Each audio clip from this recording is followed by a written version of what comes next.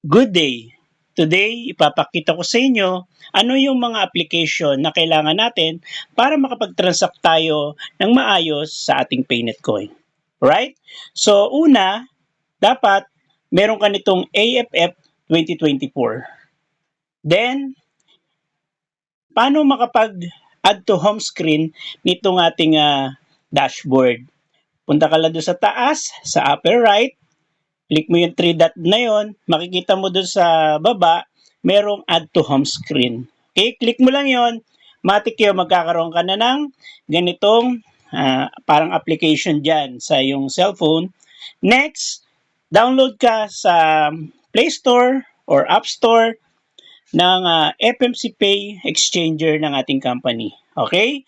Kapag naka-download ka na niyan, next mo dapat meron kang application ng Binance.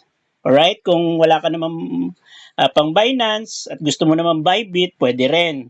Pwede ring OKX and other trusted na mga coin exchanger or crypto exchanger. And also, syempre, para sa authenticator natin, download ka ng Google Authenticator apps. Right? Alright? So, yan po ang mga application, mga basic na apps na kailangan meron ka sa cellphone mo para makapag-transact ka ng mas maayos sa ating Paynet coin. Salamat po!